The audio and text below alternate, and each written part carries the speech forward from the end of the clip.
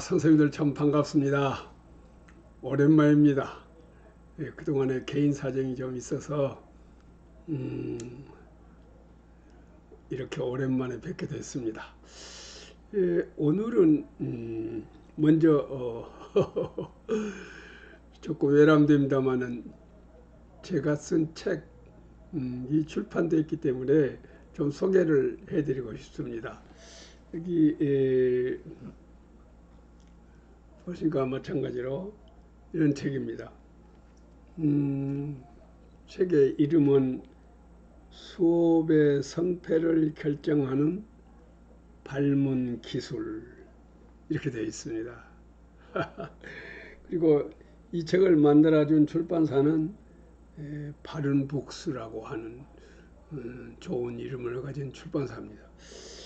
그래서 제가 실은 이 책을 만들기 전에 누구든지 다 이게 책을 쓸 때에는 같은 제목을 가진 책이 있는가 하는 것을 찾아서, 그 책을 찾아서 쭉 읽어보고 하는 작업을 합니다. 그래서 그 중에서 내 생각을 지금부터 써내려감에 있어서 필요한 부분을 인용을 한다든지 이럴 때에 제대로 밝혀야 되고 그러기 때문에 대체로 누구든지 책을 쓸 때에 동일한 제목을 가진 책이 단행본으로 나와 있는가 하는 것에 대해서 많이 조사를 합니다.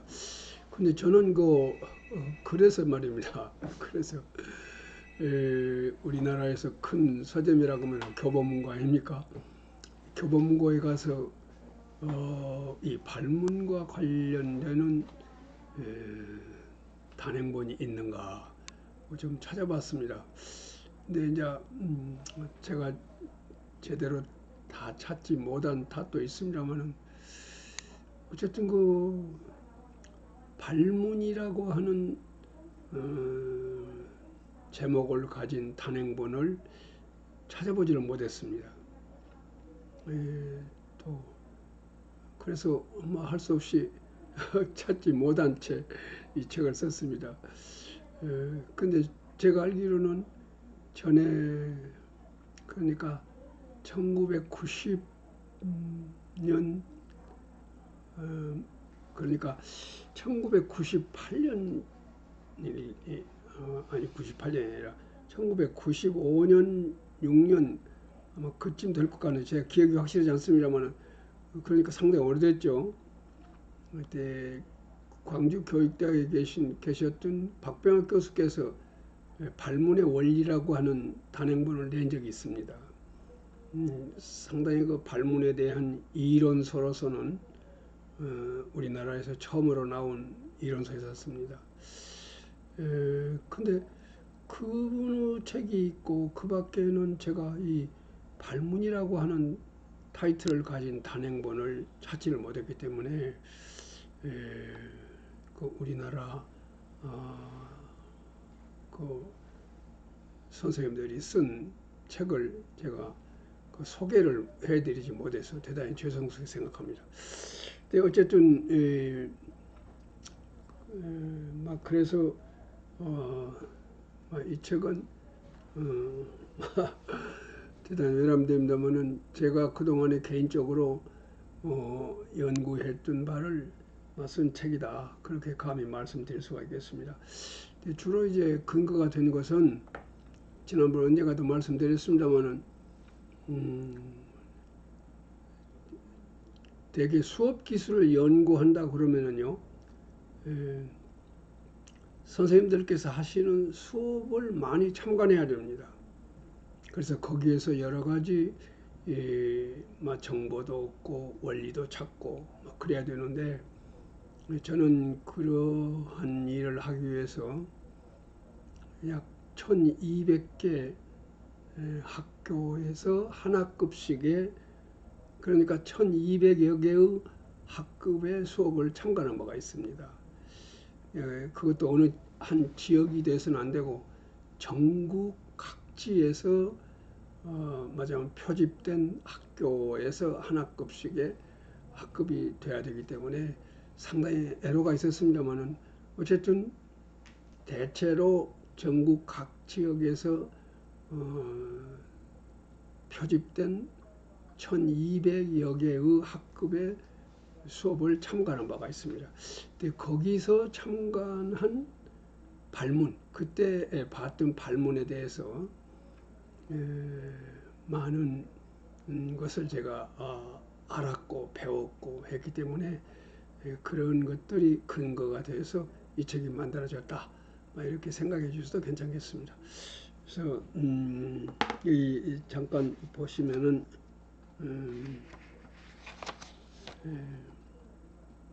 이게 머리말이 있고요. 쭉 보니 이렇게 큰 장이 있습니다. 잠깐 보면은 여기 보면은 수업의 최종 목표와 발문, 그 다음에 두 번째 장에서는 현행 발문의 문제점, 셋째는 발문의 의의, 넷째 발문의 법칙, 그 다음에 발문 만들기의 실제, 아까 논의했던 그 법칙에 의해서 발문을 만들어야 되는데 그 실제, 그 다음에는 발문의 법칙에 준거하여 만들어진 발문의 사례를 많이 써봤습니다. 사례. 그 다음에 발문에 대한 응답 처우의 기술. 발문을 하면은 어린이들이 응답하게 되는데 그걸 어떻게 처리할 것인가 하는 것, 그에 대한 기술. 그 다음에 발문 운용상의 유의점. 막 그런 내용으로 이 책이 만들어져 있습니다. 선생님들 참고해 주시면 고맙겠습니다. 그래서 오늘은 이 책에서 저 책에서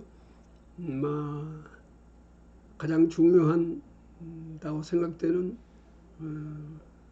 부분에 대해서만 잠깐 소개를 해드리도록 그렇게 하겠습니다. 그래서 발문의 기술 이런 제목으로 이 발문의 기술을 논의함에 있어서 이것이 꼭 논의돼야 된단 말입니다. 현행 수업의 최대 문제점이 무엇이냐, 이것에 대해서는 이미 논의가 된 바가 있습니다만 간단히 살펴보도록 하겠습니다. 지금 현행 우리가 하고 있는 수업의 최대 문제점이 무엇이냐, AB 양군으로 분열과 그 고정화 현상입니다.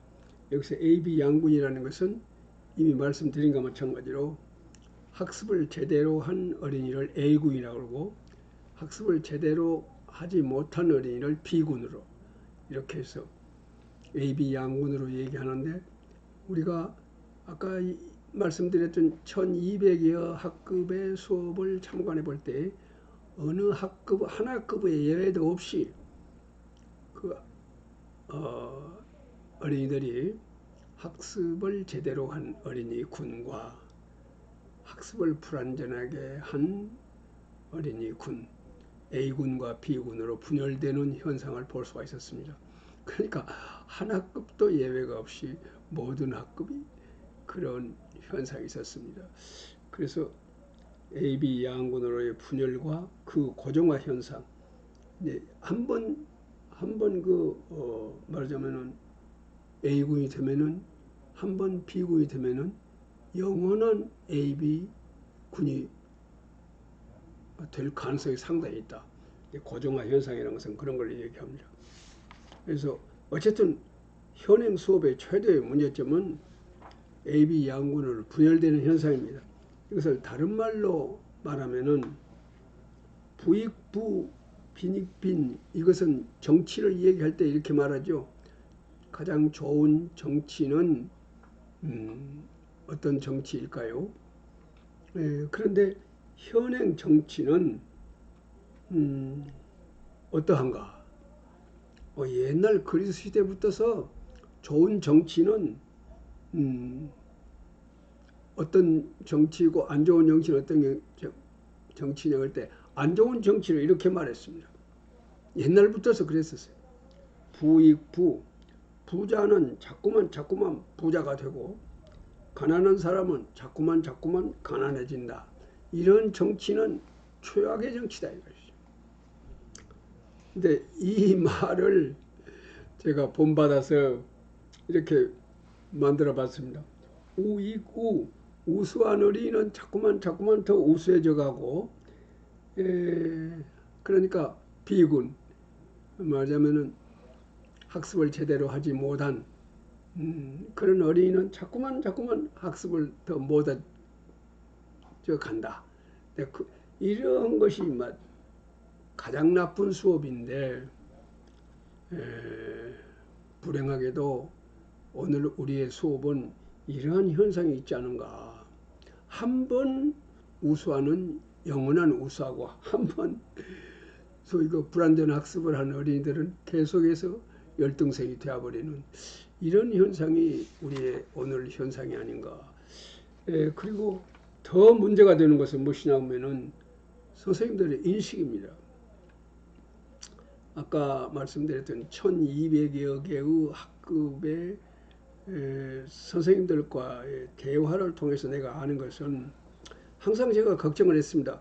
AB 양군으로 분열되는 이 현상 참으로 걱정스러운데 어떻게 생각합니까? 하고 이제 얘기를 해보면요. 그 선생님들 거의 대부분이 표현은 다르지만은 거의 똑같은 얘기를 합니다.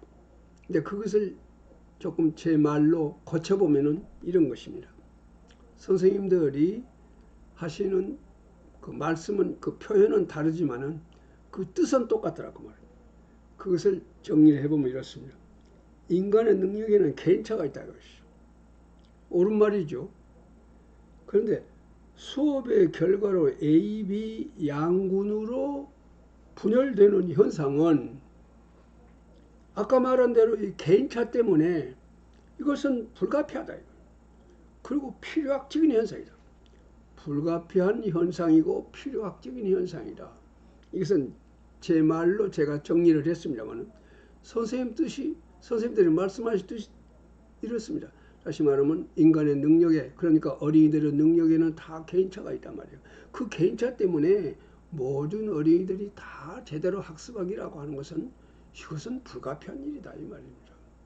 그러므로 AB 양원으로 분열되는 것은 어쩔 수 없다. 필요학적인 현상이다. 이렇게들 얘기합니다. 이것이 우리 선생님들의 공통된 인식이다 하고 저는 생각하고 있습니다.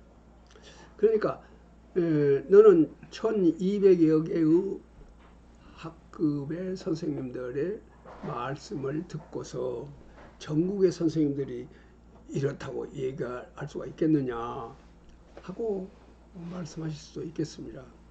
예, 그런 걱정이 되기는 됩니다만은 아마도 그러지 않을까 하고 제가 개인적으로 생각하고 있습니다. 자, 다음 보도록 하겠습니다. 이런 현상이다 그 말입니다.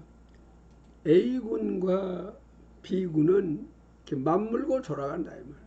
그런가 하면 A군과 교사는 그런데 B군들은 저만큼 떨어져서 이 사람들이 공부하는 모습을 구경하고 있다고 말이에요. 이 사람들은 일종의 관중이다 그 말이죠. 이 사람들은 지금 말하자면은 경기장에서 뛰고 있는 선수들이고 이 사람들은 관중이다 이 말이죠. 이게 그 경기에서는 관중이 많으면 좋죠. 그래서 수업에서 관중이 있어서는 안 되지 않겠습니까? 근데 관중이 많이 있다. 이것이 우리의 현실이다. 예, 그 요인이 어디에 있느냐? 이와 같이 되는 요인이 어디에 있느냐? 하는 것을 저는 아까 그 1200여 개의 학급의 수업을 보면서 생각을 했습니다. 분석한 결과는 이렇습니다. 주요 요인은 거의 전적으로 잘못 이루어지고 있는 발문에 있다고. 발문. 선생님들이 수업 중에 발문하지 않습니까? 이 발문에 있다고 하는 것을 그 발문이 잘못 이루어지기 때문에 AB 양군으로 분열된다. 그런 것을 저는 아주 확인할 수가 있었습니다. 근데 그러므로 발문이 잘 되면은 이렇게 된다. 발문이 잘 되면은 전 아동이 A군으로, 적어서 전 아동이라는 것은 지적 장애가 없는 보통의 어린이들을 얘기합니다. 지적 장애가 있으면 안 되죠. 근데 우리 학급에는, 선생님들 학급에는 지적 장애가 있는 어린이가 있습니까? 보통 교과 학습 시간에는 없는 것으로 알고 있습니다. 지금 특수학급에서 특별한 교육을 받으신 선생님들께서 잘 지도하고 계시다 이 말이죠. 그러니까 지적 장애가 없는 보통의 어린이라면은 누구든지 제대로 학습할 수 있도록 교육과정이 만들어져 있고 교과서가 만들어져 있다고 하는 것을 우리가 다 아는 바와 같습니다. 근데 그럼에도 불구하고 AB 양군을 분열된다고 하니까 이거는 큰 문제가 아닐 수 없다고 그렇게 생각하는 것입니다. 그래서 현행 수업이 어떻게 이루어지고 있느냐 하게 되면은 결국은 요 교사의 본의와는 무관하게 결과적으로 잘 따라오는 어린이들을 대상으로 수업이 이루어진다. 잘 따라오는 어린이들. 잘 따라오는 어린이들은 우수한 애기들 아니겠습니까? 우수한 어린이들을 대상으로 수업이 이루어지고 있다고 말합니다. 이것은 결코 선생님들의 본인은 아니다고 말합니다. 그렇게 꼭 일부러 그렇게 한 것은 아니지만은 결과적으로는 그거 되어버렸다. 그래서 잘 따라오는 어린이들. 자, 아까 우리 수업이 가지고 있는 문제점의 요인이 나변에 있는가에 대해서 말씀드릴 때에 제가 본 바에 의하면 1200여 개의 학급의 수업을 통해서 제가 판단한 바에 의한 것 같으면 AB 양군으로 분열되는 주요한 요인은 그것을 수량적으로 말해봐라. 그러면은 어렵겠지만은 어쨌든 만약 억지로 말한다면은 적어도 90% 이상은 그 요인이 발문에 있다고 그렇게 봤습니다. 그리고 최근에 이르기까지 저는 최근에도 교육부 지정 연구학교에서 공개하는 수업을 참관했습니다. 역시 여기서도 똑같은 현상이 있습니다. 그래서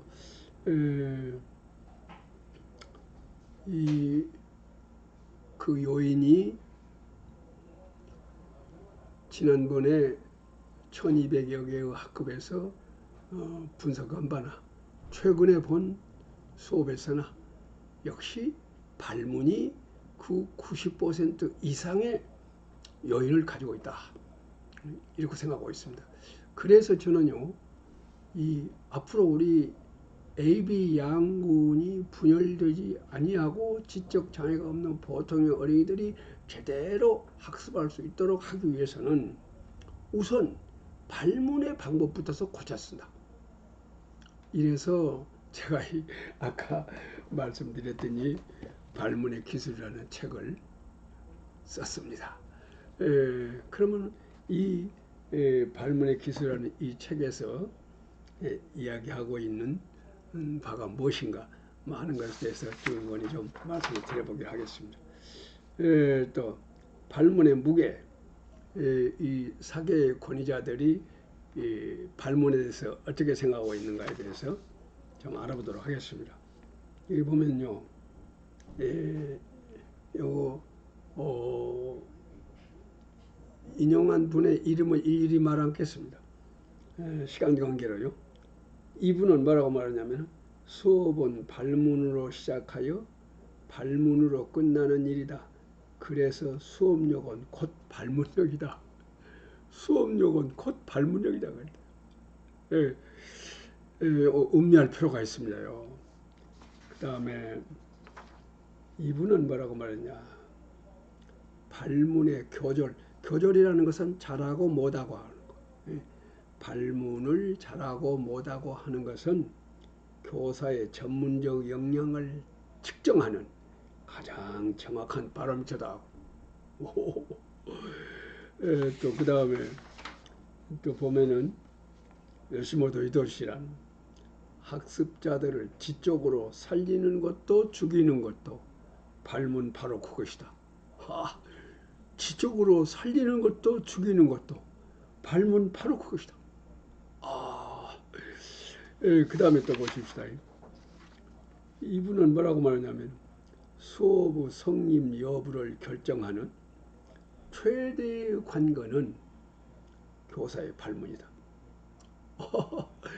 지금까지 그야말로 교수학의 대가들의 아마 최고의 권위자들이 쓴 책에서 본 말씀들이 있었습니다. 자, 이제 다카 이치로라고 하는 교수가 쓴 책을 보니까요, 이런 그림이 있어요. 그래서 이것은 정말 발문의 무게를 제대로 나타냈다. 저는 그렇게 생각했었습니다. 발문의 무게에 대해서 이 다카 교수는 이 발문의 넓이로 나타냈습니다. 교사가 수업할 때는요, 발문하고 설명하고 지시하고 주의하고 뭐 그밖에 여러 가지 자잘한 지도가 있겠죠. 이것을 넓이로 나타내 봤어요. 다카 교수는 발문이 제일 넓다. 그 다음에 설명, 지시, 주의, 그밖에 지도 이렇게 되어 있습니다. 그리고 이분이 말입니다. 이 많은 권위 있는 분들에게, 특히 발문에 대해서도 연구를 많이 하신 분들에게 나는 이렇게 생각하는데 교학께서는 어찌 생각하십니까? 하고 지도를 받은 바가 있는가 봐요. 그랬더니 그 모든 소위 말하는 사계의 권위자들이 이것에는 이의가 없다. 다시 말하면 발문의 무게가 제일로 무겁다. 말하자면 제일로 중요하다. 발문이 잘 떠야 수업이 잘 되는 것이다 하는 뜻 아니겠습니까? 이것은 이의가 없다 이것입니다. 그런데 어떤 교수들은요 그러더랍니다. 이 지시하고 설명만 바꿨으면 쓰겠다. 설명이 더 크다. 지시는 설명보다도 작으면 좋겠다.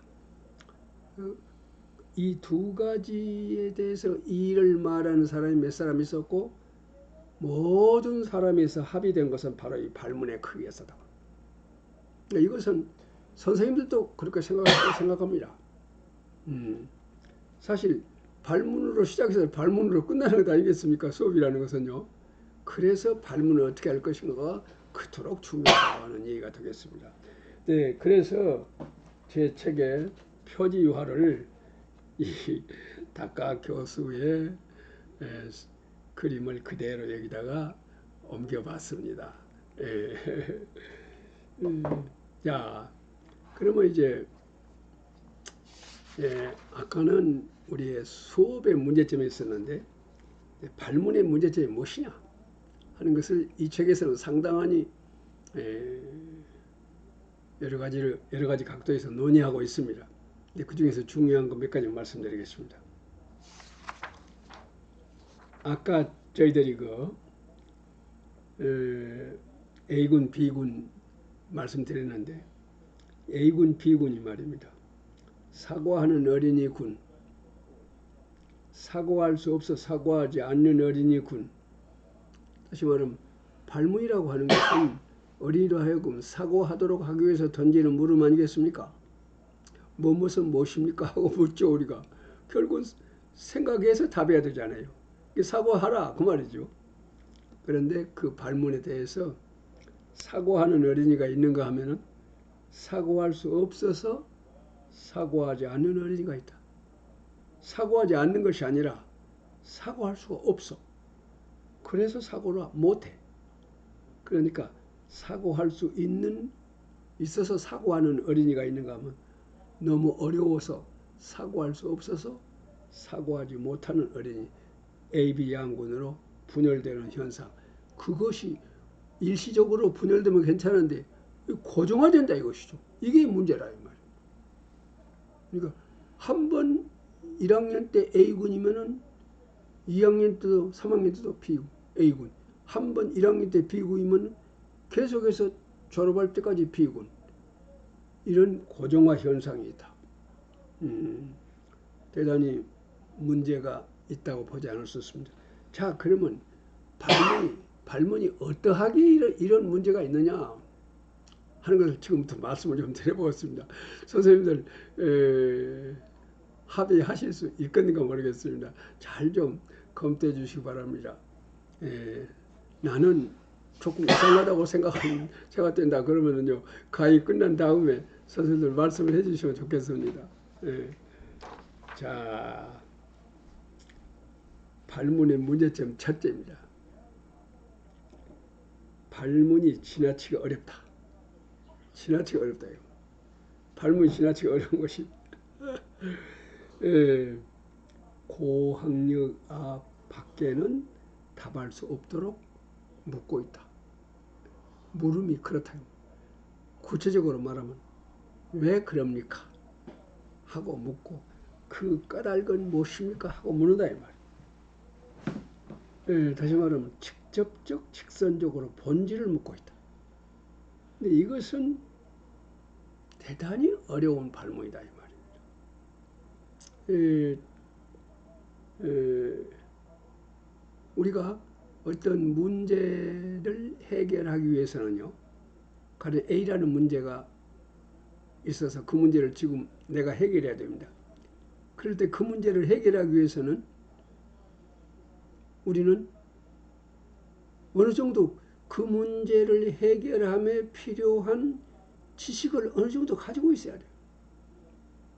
상식이나 경험을 어느 정도 가지고 있으면 좋다만, 정보 또는 그 문제를 해결함에 필요한 어떤 자료, 이러한 것들이 조금은 있어야 그것을 가지고 이모저모로 생각해서 문제를 해결할 것 아니겠습니까? 그런데 지금 부딪힌 문제가 그 문제를 해결하면 필요한 어떤 지식도 정보도 자료도 가지고 있지 않다. 아무것도 가지고 있지 않다. 그렇다면 그 문제 말하자면 100%가 물음뿐이다. 조금 어떤 힌트도 없고 어떤 실마리도 없다고 말. 가령 실이 엉클어져 있습니다. 그래가지고 그 실을 풀어내야 쓰겠다고 말이에요. 엉클어진 실을. 그럴 때에 무엇이 필요하겠습니까? 실마리가 있어야죠. 실마리가 있으면은 그 실마리를 요리 빼고 저리 빼고 이렇게 해서 풀어낼 수가 있다고 말이에요. 시간은 걸리지만. 그러나 그 실마리가 없으면 어쩌겠어요? 풀 수가 없단 말이에요. 그래서 왜 그렇습니까? 하고 묻는다면은, 또는 그 까닭은 무엇입니까? 하고 묻는다면은 아무런 실마리가 없습니다. 어떤 힌트도 없습니다. 그래서 100% 묻는 물음만 있기 때문에 사고할 수가 없습니다. 그래서 나는 왜 그렇습니까? 또는 그 까닭은 무엇입니까? 하고 묻는 이러한 물음을 왜 까닭형 발문, 그렇게 묻고 있습니다. 다른 말로 말하면 문제의식형 발문이다. 이것은 왜 그렇습니까? 하고 묻는 것은 발문일 수 없다 이 말입니다. 이것은 문제의식이지 왜 그러지? 하는 것은 문제의식이지 발문이라고 할 수는 없다 이 말입니다. 좀 더 뒤에 다시 한번 더 자세히 말씀을 드리도록 하겠습니다. 자, 왜 까닭형 발문, 이것에 이따 예를 좀 들어보겠습니다. 자, 인간의 본성. 인간은 누구나 학습하고자 하는, 곧 알고자 하는 본성을 가지고 있다. 이 인간의 본성을 저해하고 있는 제1의 조건은 알기 어렵게 이루어지는 발문이다.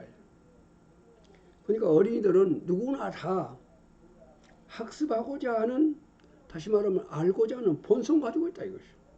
그런데 어린이들이 어째서 학습의 주체가 아니라 학습의 객체로 다시 말하면 비동적인 입장에서 남들이 학습하는 것을 구경하게 되느냐 그 말입니다. 그것은 무엇이냐면은 알기 어렵기 때문이다. 발문이 어렵기 때문이다 이 말이에요. 학습 문제가 어렵기 때문이다 그 말입니다. 근데 인간의 본성을 저해하고 있는 제1의 조건은 알기 어렵게 이루어지는 수업이다. 발문이다 이 말이에요. 자, 예를 들어보겠습니다. 왜 법률이 있을까? 우리는 사회과 지도에서 자, 우리 사회에 법률이 있는데 어째서 법문이 있을까? 왜 법률이 있을까? 그렇게 묻는다고 하면 어쩌겠습니까? 가령 6학년한테 그렇게 물었다고 하실 때 왜 법률이 있을까? 그것은 왜 법률이 있을까? 아무런 실마리도 없습니다. 힌트도 없습니다. 이러한 말하자면 물음 100%인 발문이라고 볼 수 있겠습니다. 근데 만약 이렇게 물으면 어쩌겠습니까? 법률이 없다면 어떤 현상이 일어날까요? 법률이 없다면 어떤 현상이 일어날까요? 이렇게 묻는다면 어쩌겠습니까? 우리 사회에 법률이 있는데 왜 법률이 있을까요? 이렇게 묻는 거하고 법률이 없다면, 지금 우리 사회에 법률이 있는데 만약에 법률이 없다면 어떤 현상이 일어날까요? 법률의 예를 들어줍니다. 교통신호, 이것도 하나의 법률인데 이 교통신호라는 것이 없다면은 어떤 현상이 일어날까요? 이렇게 묻는 것하고 교통신호등이 있는 까닭은 무엇일까요? 하고 묻는 것 상당히 차이가 있겠죠. 그래서 이와 같이 물으면 왜 법률이 있을까요? 하고 왜라고 묻는 거예요. 교통신호등이 있는 까닭은 무엇일까요? 까닭을 묻는다면은 상당히 어렵다 이 말. 왜 어렵냐? 아무런 힌트가 없단 말. 나도면 이 문제를 해결하는 데 필요한 지식을 갖고 있지 못하다 애기들은. 그런데 그 물음 속에, 발문 속에 그런 지식이 들어있지 않냐고 어떤 정보도 없고 어떤 단서도 없고 그렇다 이 말이요. 물음뿐이다 이 말이요. 그래서 그것을 어렵게 여기는 어린이들이 많이 있게 된다 그런 말. 물론 왜 법률이 있을까요? 교통신호등이 있는 까닭은 무엇일까요? 이렇게 물어도 응답할 수 있는 어린이가 소수 있죠. 우수한 어린이들입니다. 그런데 있지만은 그 외의 어린이들은 너무 발문이 어려워서 사고할 수 없어요. 생각할 수가 없다. 이래서 소수의 어린이들만 응답하고 선생님이 설명하고 이렇게 해서 수업이 앞으로 나가게 되버려요. 그러니까 그 A군을 대상으로 해서 수업이 이루어지고 B군들은 선생님들의 본인은 아니지만은 수업이 앞으로 나가야 되니까 그대로 앞으로 나간다. 자, 그래서 또 하나 예를 들어보겠습니다. 왜 까닭형 발문입니다. 가령 물가는 왜 오를까요? 이거 적었습니까? 수요와 공급의 법칙, 경제학의 법칙이죠. 물가는 왜 오르는가? 그렇게 묻습니다. 물가가 오르는 까닭은 무엇입니까? 하고 물으면 어쩌겠습니까? 가령 우리가 6학년 어린이한테 사회과 시간에 물가는 왜 오르는가? 하고 묻습니다. 물가가 오르는 까닭은 무엇인가? 하고 발문합니다. 그러면 지금 이 발문을, 다시 말하면 이 문제를 해결함에 필요한 지식이나 정보나 자료를 하나도 주지 아니하고 물음만 줬습니다. 왜 물가는 오릅니까? 물가가 오르는 까닭이 무엇입니까? 100% 물음뿐입니다. 아무런 단서도 힌트도 없습니다. 실마리가 없습니다. 그래서 어린이들은 사고할 수 없습니다. 그러나 학원에서 미리 배웠다든지 또는 어떤 책을 읽고서 공부를 했다든지 이런 어린이들, 우수한 소수의 어린이들은 손들고 이제 지명받아서 발표하고 그러겠죠. 그러나 그 밖에 모르는 어린이들은 이것이 너무 어려워서 아예 사고할 수가 없다. 그래서 결국은 AB 양군으로 분열된다 이것이죠. 그러니까 AB 양군으로 분열되는 발문을 1시간 내내 던지고 있는 것이 우리의 현실이다 하는 얘기입니다. 근데 그럴 수밖에 다른 방법이 없다 하고 우리는 생각한다 이 말입니다. 여기에 오늘 우리 수업이 안고 있는 큰 문제가 있다. 야, 근데 이렇게 묻지 아니하고 그러면 어떻게 물을 것이냐 하는 방법을, 그 발문의 방법을 이 책이 얘기하고 있습니다. 그 예를 들자면 가령 이 문제 같으면요, 이 책에서는 어떻게 말하고 있냐고 하면 대안으로서 책에 뭐라고 되어 있냐면 이렇게 되어 있습니다. 전국의 사과나무에 잘 익은 사과가 주렁주렁 열려 있다. 사과 농사를 짓는 수철 씨는 잘 익어 주렁주렁 열려 있는 전국의 사과밭에 사과가 잘 익은 사과 주렁주렁 열려 있으니까 수철 씨의 사과 나무에도 주렁주렁 열려 있단 말이에요. 그래 주렁주렁 열려 있는 사과밭을 보고 이 수철 씨는 어쨌습니까? 즐거워해야겠죠. 그런데 큰 한숨을 쉬고 있다. 어떤 일이 걱정스러워서 그러할까? 그렇게 묻는다 그 말이에요. 왜 물가가 오를까요? 하고 묻지 않냐고 상당히 많은 시사를 하고 있습니다. 상당히 많은 정보를 주고 있습니다. 상당히 많은 어린이들이 사고함에 필요한 지식을 주고 있습니다. 전국의 사과 말하자면 나무에 잘 익은 사과가 주렁주렁 열려 있고 따라서 수철씨 사과나무에도 그렇게 주렁주렁 사과가 열려 있다. 그럼에도 불구하고 수철씨는 그것을 보고 걱정을 하고 있다. 수철씨는 어찌해서 이 걱정을 하는가 하는 것이 어린이들이 생각해야 될 상당히 많은 힌트를 주고 있는 것이지요. 그래도 이렇게 힌트나 정보를 줘도 모르는 어린이들이 있을 것입니다. 근데 그런 어린이 또 그런 어린이들에게 맞도록 또 더 많은 정보나 지식을 주었을 것입니다. 근데 이런 것에 대해서는 차차 이따 말씀을 드리겠습니다. 근데 어쨌든 어린이들이 사고할 수 있는 수준의 발문을 던져야 쓴다 그런 말입니다. 야, 우리 발문이 현재 너무 어렵다. 왜 그러냐? 그 까닭은 무엇이냐? 하고 왜 까닭형 발문으로 아까 내가 본 모든 수업은 그렇게 묻고 있더라 이것이. 그래서 사고할 수 있는 어린이와 사고할 수 없는 어린이로 분열되더라.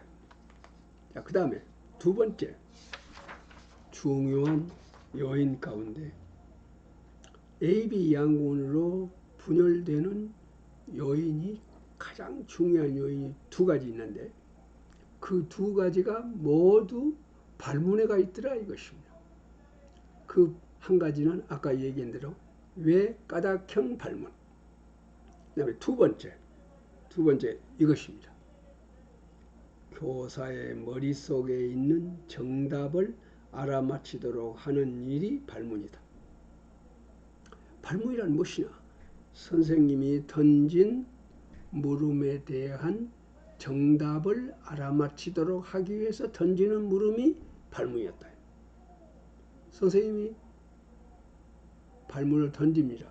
근데 선생님이 던질 때에 그 발문에 대한 정답이 선생님 머릿속에 있다고 말이에요. 그리고 어린이들에게 그 답을 알아맞히도록 하기 위해서 던지는 물음이 발문이다 이 말이에요. 근데 어린이들도 선생님이 물음을 던진 것은 당신 머릿속에 있는 정답을 알아맞혀라 하는 뜻으로 물음을 준다 하고 어린이들도 그렇게 알고 있다. 그런데 어떤 어린이는 선생님 머릿속에 있는 정답이 무엇인가를 알고 저요 하고 손듭니다. 그래서 지명받고 발표합니다. 그런데 손들지 못한 어린이가 있습니다. 선생님 머릿속에 들어있는 오직 하나의 정답을 알아맞힐 수가 없다 이것이. 너무 어렵다. 근데 그것을 알아맞힐 수 없으니까 입 딱 다물고 그야말로 함구하고 남들이 발표하는 것을 듣고 보고 있다 이 말입니다. 그래서 따라서 정답이 아닌 모든 생각은 오답으로 처리, 그 모두가 버려짐을 당한다. 그러니까 선생님 머릿속에 있지 아니한 답을 했다면 그건 전부 다 오답이다. 그래서 틀렸습니다 하고 신호를 보낸다. 어린이들하고 약속한 선생님이 이렇게 책상을 두드린 것은 여러분들이 답이 틀렸다는 것을 나타냅니다. 그런 서로 약속이 있을 것 아니겠어요? 어떤 선생님은 다른 여러 가지 신호 방법이 있겠죠. 어쨌든 정답이 아닌 모든 답은 오답으로 처리됩니다. 그래서 버려져 버린다 이 말. 그러면 또 다른 애기들이 손들죠. 자, 요거 보십시다. 선생님이 묻습니다. 어떤 어린이가 지명받아서 대답했습니다. 선생님이 고개를 갸웃했습니다. 틀리다는 신호입니다. 그러니까 또 다른 어린이들이 손들었어. 또 지명받았습니다. C2가 또 응답해서 또 고개를 갸웃했습니다. 그러니까 또 저요 하고 또 손들어서 C3가 응답했습니다. 아니 또 고개를 갸웃했습니다. 그래서 또 C4 고개를 갸웃했어. 틀립니다. 또 틀립니다. 다시 말하면 선생님 머릿속에 있는 정답이 아닌 생각들을 발표했단 말이에요. 그래서 전부 다 틀린다 하는 신호를 보내서 다른 어린이들 손들고 이렇게. 무엇입니까? 이런 광경을 얼마든지 우리 수업에서 볼 수가 있습니다. 그래서 결국은 그 소수의 우수한 어린이들이 손들고 그들이 지명받아서 발표하고, 그리고 그 밖의 어린이들은 역시 그들이 문답하고 있는 것을 구경하고 있다. 교사는 무엇을 찾고 있습니까? 당신 머릿속에 있는 정답을 찾고 있습니다. 그러니까 이것은 정답 알아맞히기 대회장과 같습니다. 교사의 머릿속에 있는 정답을 알아맞히는 대회를 하고 있는 것 같은 느낌이 든다 이런 말이에요. 자, 그 다음 보게. 네, 이것은 제가 보았던 아까 1200여 개의 수업을 참관했다고 그러는데 그때 봤던 한 사례입니다. 2학년 구구법을 공부하고 그 응용 문제를 공부할 때입니다. 4 곱하기 4가 16이라고 하는 것을 그림으로 그려라 이겁니다. 그러니까 이 어린이가 어떻게 그랬냐면은 이렇게 그렸습니다. 근데 바로 제 앞에 어린이 것이었습니다. 예. 근데 이렇게 동그라미 4개 그리고 여기는 4개씩 2번 그렸어요. 여기는 4개씩 3번을 그렸어요. 여기는 4개씩 4번을 그렸어요. 4, 4, 16이다 그 말입니다. 자, 근데 선생님이 쭉은 이제 옳고 틀림을 나타내는 쭉은 점검을 해옵니다. 근데 그 어린이 앞에 와서는요, 요거 선생님이 그야말로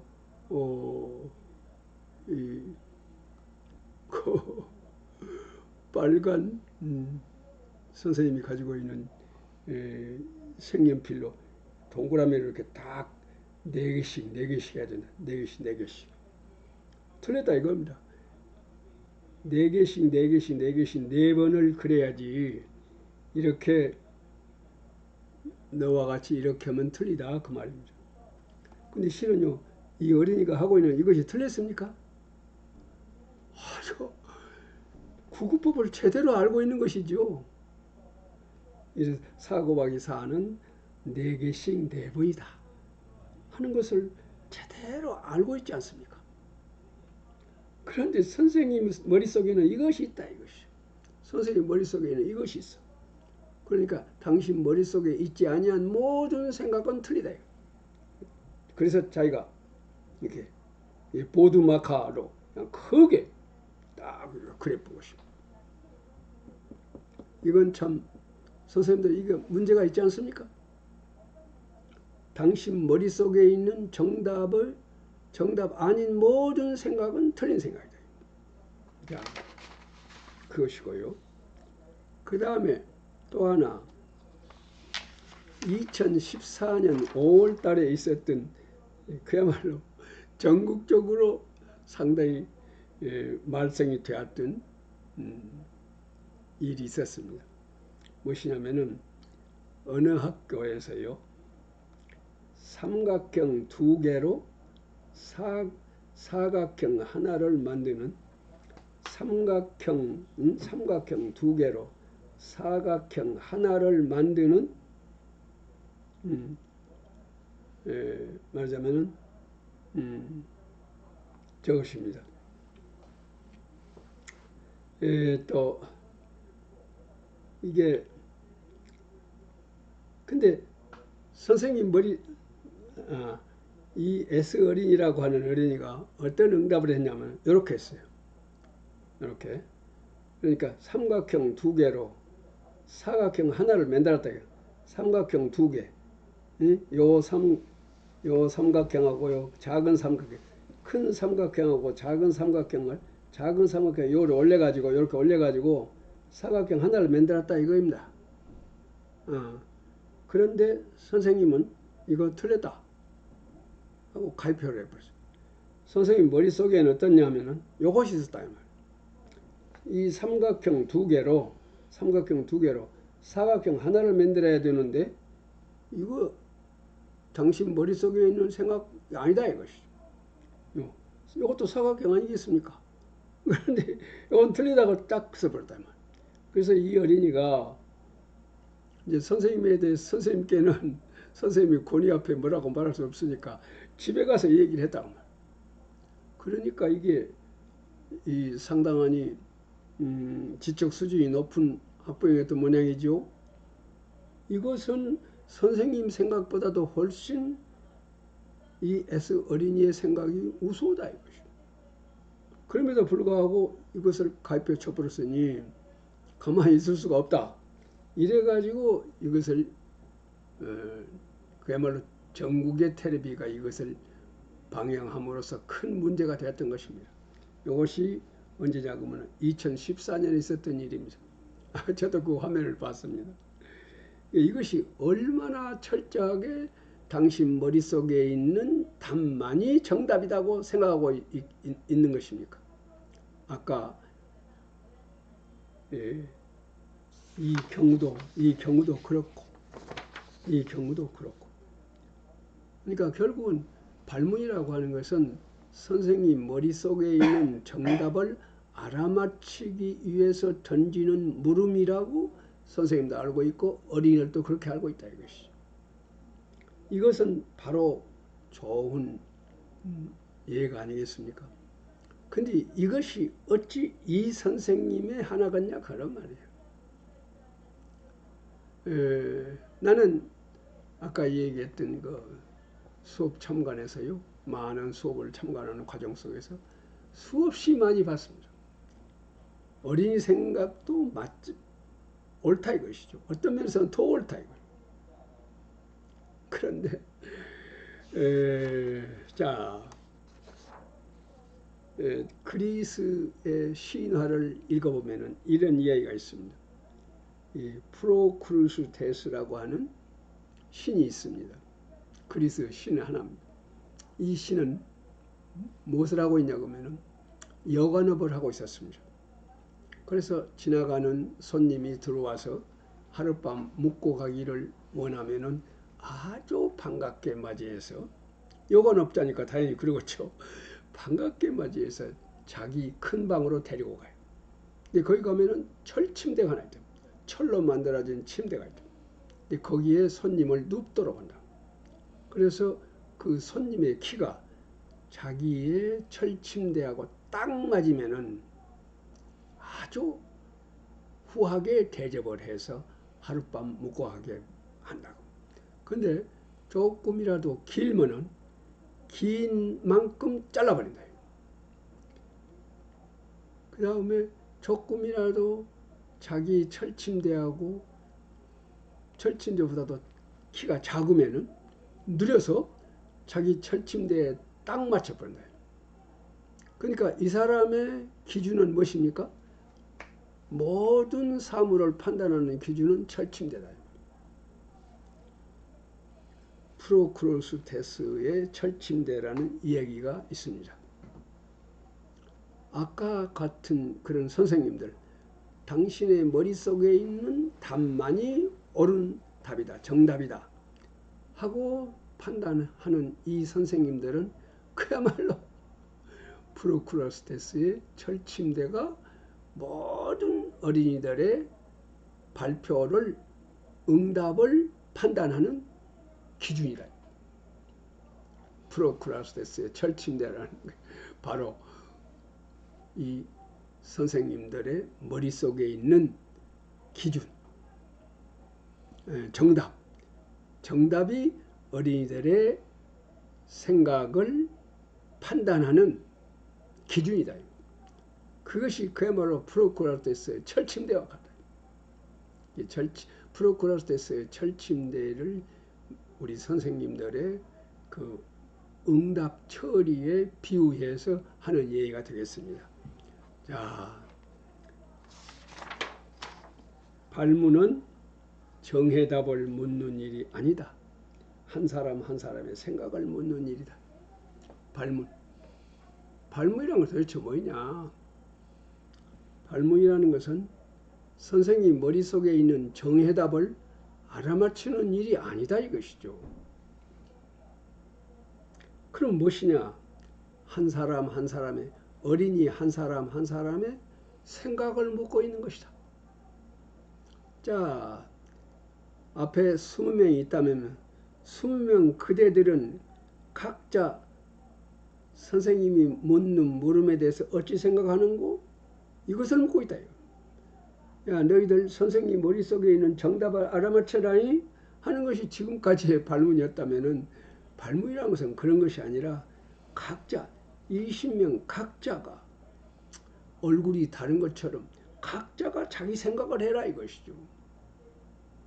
그래서 던지는 것이 발문인데, 지금까지 발문은 선생님 머릿속에 있는 정답을 알아맞추는 것이, 알아맞추기 위해서 던지는 것이 발문이었다 이 말이에요.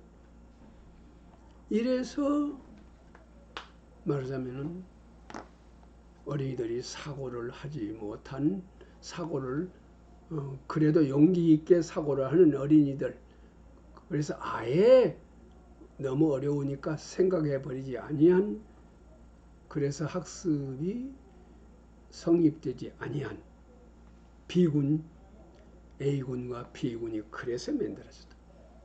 근데 또 그 밖에 말하자면 B군으로 만들어진 요인이 또 없는 게 하나 있습니다. 지금 이 시간에 시간이 없기 때문에 그런 것을 일일이 예를 들 수 없습니다만은, 어쨌든 B군으로 만드는 크고 작은 요인들이 있으니까 AB 양군으로 나눠진 거 아니겠습니까? 그 중에서도 아주 큰 말하자면 요인이 바로 두 가지가 있는데, 그 두 가지가 발문에 있더라고요. 그 발문이 하나가 아까 말한 대로 왜 까닭현 발문, 그 다음에는 지금 방금 말씀드린 선생님 머릿속에 있는 정답만이 말하자면 옳은 답이다 고 생각하고 계신 선생님들의 발문관, 이것 때문에 우리 어린이들은 사고하는 어린이와 사고할 수 없는 어린이 양군으로 AB 양군으로 나눠져 버린다. 그래서 저는 이제 AB 양군으로 나누어지는 크고 작은 요인이 많이 있지만은 그 중에서도 가장 우두머리가 누구냐? 그러면은 두 가지가 있는데 그것이 발문에가 있다. 는 것을 생각하고 있습니다. 그래서 저는 이 발문만 제대로 이루어지면은 지적 장애가 없는 보통의 모든 어린이들이 다 교육과정이 요구하는 최소 필요한의 학력을 보장할 수 있는 수업을 할 수 있다 하는 그런 신념을 갖게 됐습니다. 그래서 그 발문을 어떻게 할 것이냐 하는 것을 이 책에다가 아주 자세히 발문 법칙과 그 다음에 그 법칙을 준용해서 만들어 놓은 발문의 예를 많이 드러났습니다. 참고로 해 주셨으면 좋겠습니다. 자, 그러면 이제 더 이어서 발문에 대한 얘기를 해보도록 하겠습니다. 우리가 발문 얘기를 할 때는 질문을 관련해서 얘기를 안 할 수 없습니다. 저 책에도 그런 걸 밝혀뒀습니다만 질문과 발문이 있습니다. 같지 않습니다. 질문이란 무엇일까요? 질문이라는 것은 잘 모르는 사람이 잘 알고 있는 사람한테 물어보는 것입니다. 지금 내가 시청을 찾아가서 그러는데 시청이 어디 있는지를 모릅니다. 그러니까 잘 알 수 있을 것 같은 사람한테 물어봅니다. 시청이 어디 있습니까? 그러니까 시청이요? 저기 있는 높은 집이 깁니다. 하고 가르쳐 줍니다. 모르는 사람이 물었습니다. 잘 알고 있는 사람이 가르쳐 줬습니다. 그러면 그 시청이 여러 개 있을까요? 오직 하나밖에 없습니다. 답은 하나입니다. 질문의 답은 오직 하나입니다. 자, 근데 그럼 발문은 무엇이냐? 발문은 잘 아는 자가 묻는 것입니다. 아까는 잘 모르는 사람이 물었어요. 근데 잘 아는 자가 모르는 자한테 묻습니다. 그러니까 반대지요. 그래서 발문이다. 잘 알고 있는 교사가 그것을 모르고 있는 어린이들한테 묻습니다. 목적이 무엇일까요? 뭐 때문에 물을까요? 선생님 머릿속에 있는 정답을 알아맞히도록 하기 위해서 물을까요? 물론 그것이 아니죠.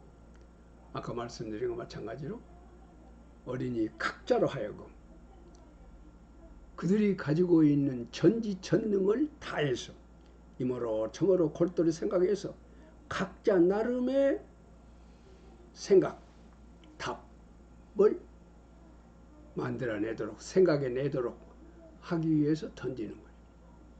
그렇게 그 발문에 대한 응답을 이모로 저모로 사고하는 과정 속에서 사고력이 길러지고 그렇게 사고하는 과정 속에서 얻어낸 자기 나름의 해답, 자기 나름의 해답이 이것을 얻기 위해서 그러니까 사고력을 기르고 자기 나름의 해답을 얻기 위해서 던지는 것이 발문이다.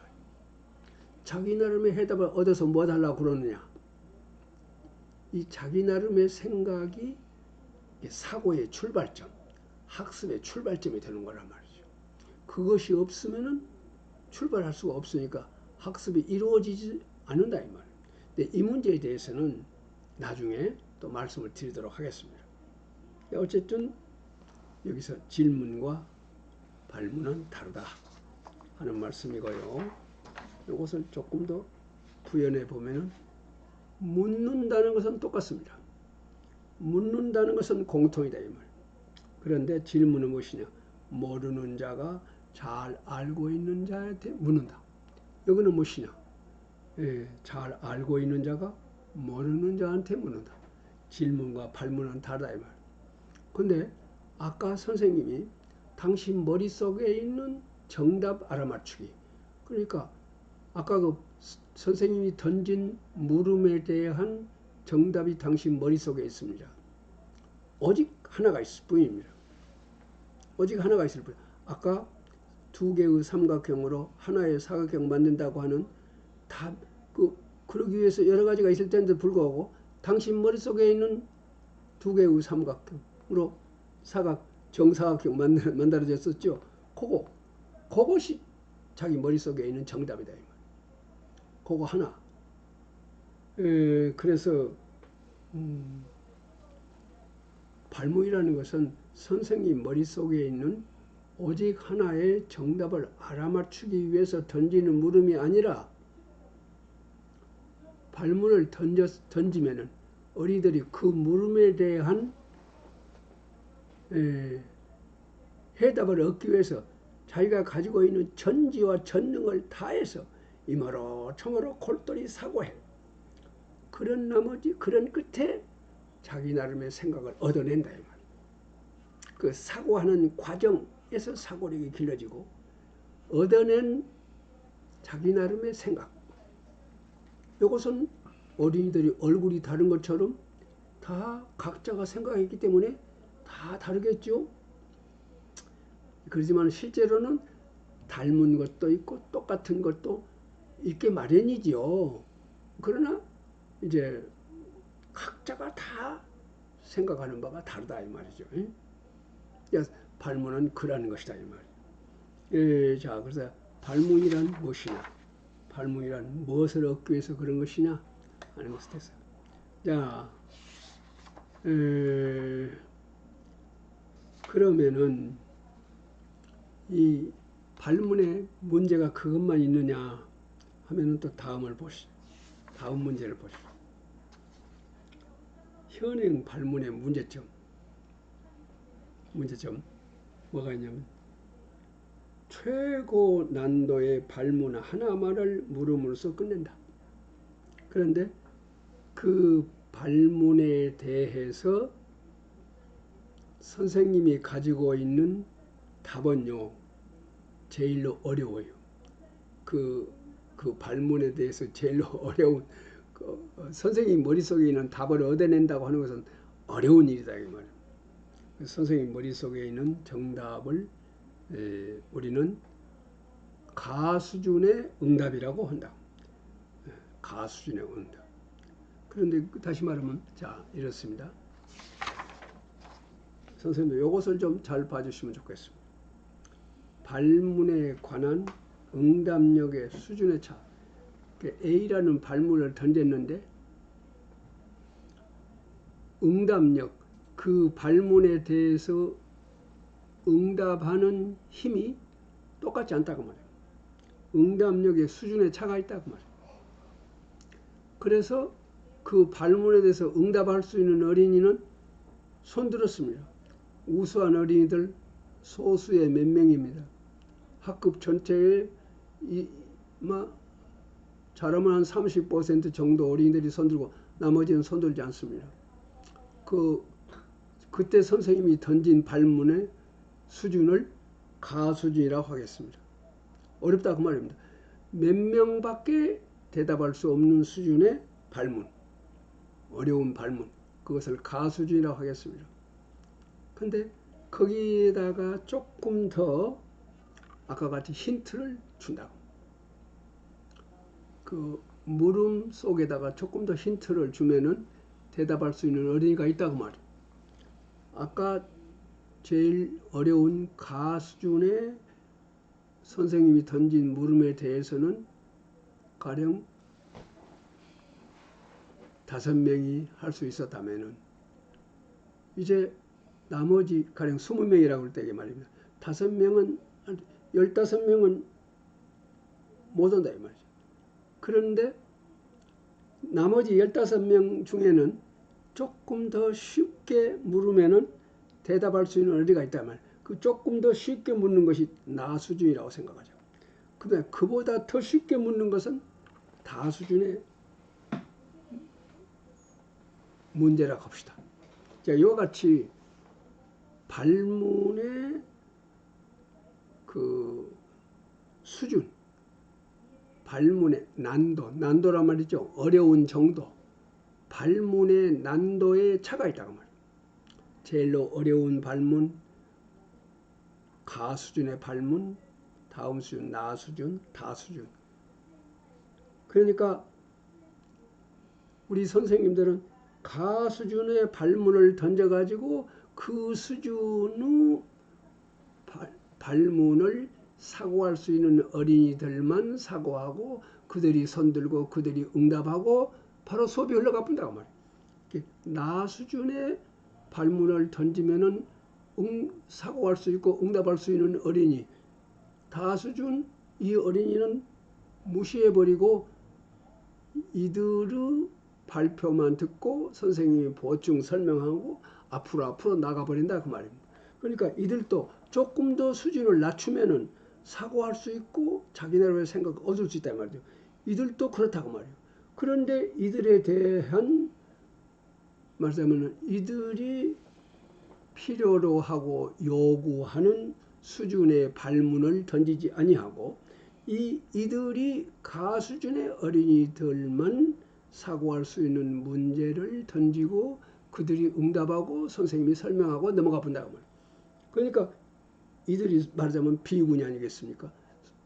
이들이 결국 아무것도 안 하고 1시간 넘어가 본다 이 말이죠. 비군이 되어 본다고 말이죠. 지금 여기서 중요한 것은 바로 이 점이라고 생각합니다. 우리 선생님들이 모든 어린이들이 사고하고 제대로 학습하는 수업을 하기 위해서는 가 수준의 말하자면 제일 어려운 물음만 던지고 그것에 대한 응답을 할 수 있는 이 A군들이 응답하고 선생님이 설명하고 그 다음으로 넘어가는 이런 수업을 하지 말자 그런 말입니다. 가 수준의 어린이들이 생각할 수 있는 문제를 딱 던진단 말이에요. 던져. 그리고 나 수준의 어린이들이 사고할 수 있고 응답할 수 있는 발문도 던지고 다 수준도 그러자 그 말입니다. 자, 그러면 상당히 대단히 복잡한데 어찌자는 말이냐. 선생님도 이렇게 생각되시겠죠. 그래서 내가 그 방법을 지금부터 말씀드리겠습니다. 어떻게 하느냐 보십시오. 예를 들겠습니다. 이것은 사회과에서요 부산항을 주제로 한 학습입니다. 부산항은 요새 사회과 교과서에 이 부산항이라고는 교재를 다루고 있는 것인지는 모르겠습니다만 제가 학교에 있을 때에 이 말하자면은 부산항에 대한 제재가 사회과 교과서에 있었습니다. 그래서 예를 들어보겠습니다. 처음에 아까 얘기했던 가수준의 문제를 던집니다. 자, 던졌습니다. 이런 겁니다. 가수준의 발문이 이렇습니다. 항구는 태풍이 불어올 때 항구 내에 정박해 있는 크고 작은 배를 안전하게 보호할 수 있는 조건을 갖추고 있어야 한다. 이래야 좋은 항구다 그 말입니다. 태풍이 불어올 때에 아무리 큰 태풍이 불어오더라도 크고 작은 배를 보호할 수 있는 그런 항구, 그런 말하자면 조건을 가지고 있는 항구가 좋은 항구다 그런 말이에요. 그런데 우리 부산항은 큰 태풍이 불어오더라도 항구 내의 모든 배를 안전하게 보호할 수 있는 좋은 조건을 갖추고 있다. 그 좋은 조건이란 무엇이냐 하고 묻고 있는 것입니다. 이것이 가 수준의 물음입니다. 가 수준의 발문입니다. 다시 말하면 제일 수준이 높은, 쉽게 말하면 제일 어려운. 그러면 이 발문을 던집니다. 그러면 어린이 중에는 나 그거 생각할 수 있겠다 하는 어린이가 있을 것 아니겠어요? 그 애들. 그러나 아이고 너무 어려운데 하는 어린이들 있겠죠. 그래서 그것을 구분하자 이거죠. 어떻게 구분하냐? 자, 지금 던진 이 발문을 자기 힘으로 해결할 수 있는, 응답할 수 있는 어린이, 해결할 수 있는 어린이는 제자리에 앉아 있으라 그 말입니다. 제자리에 앉아서 지금부터 잘 생각해서 노트에다가 자기 생각을 써라. 그 조건이 무엇인가를 써라 이것이죠. 그리고 이 문제가 어려워서 도저히 생각하기 어렵다 하고 판단되는 어린이들은 다 나오세요. 그러면 교탁으로 나오죠. 선생님 교탁 둘레로 나와서 둘레에 씁니다. 아까 이 가 수준의 물음을 자력으로 해결해 보겠다 하는 어린이는 자기 자리에 앉아서 생각하고 있고, 각자가 사고해서 노트에다가 각자의 생각을 기록하고 있고, 그것이 너무 어렵다, 요 가 수준이 너무 어렵다 하는 어린이는 지금 앞으로 나왔습니다. 교탁으로 나왔습니다. 자, 이들에게는 어떻게 합니까? 지금 가 수준은 각자가 자기 자리에 앉아서 자력 해결하고 있죠. 자력 해결. 자기 힘으로 해결한다. 자력 해결한다. 해결한 생각하는 것을 노트에 전부 기록한다. 하고 있고, 그것이 어렵다고 생각하는 어린이들은 선생님 교탁 둘레로 왔습니다. 자, 이 교탁 둘레로 오는 어린이들에게 어떻게 합니까? 여기는 아무것도 없죠. 아무것도 없습니다. 그런데 그 교탁 둘레에 나오는 어린이들에게 요 문제를 제시합니다. 다시 말하면 여기에 지도, 부산광역시 지도입니다. 부산항이 있습니다. 영도가 있고 이런 부산항 항구의 부산항입니다. 지도를 제시합니다. 아까는 어땠습니까? 지도가 없었습니다. 지도가 없으니까 그만큼 사고하고 조금 더 수준이 높다는 얘기 아니겠습니까?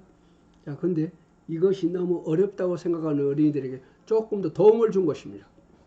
생각하는 데 필요한 도움. 조금 더 많은 지식이나 정보나 자료를 준다 그 말입니다. 그래, 지식이나 저런 정보, 자료를 준 것입니다. 그래 놓고 발문이 어떻게 될 것입니다. 부산항 근처의 지도입니다. 물론 저 자리에 앉아서 자력 해결하고 있는 어린이들한테 들리지 않게, 교탁 둘레에 나오는 어린이들에게만 들리게 선생님이 쓴 이것을 보여주면 더 좋겠죠. 안 보여주더라도 선생님이 말로만 해도 좋겠습니다만, 되도록이면 써서 애기들이 들으면서 보면서 듣는 것이 더 좋겠죠. 부산항 근처의 지도입니다. 이 지도로 가르치면서 부산항이 있는 부산만과 수영만의 땅의 생김새를 비교해 봅시다. 여기가 수영만입니다. 부산항과 부산만, 여기를 부산만과 수영만의 땅의 생김새, 지형을 잘 봐라요. 지형을 비교해 보시오. 여기와 여기를 비교해 보시오 그 말입니다. 그리고 큰 태풍이 불어올 때 부산항의 안전한 까닭을 생각해 보시오. 그랬습니다. 많은 정보를 주었죠. 지식을 주었죠. 자료를 주었죠.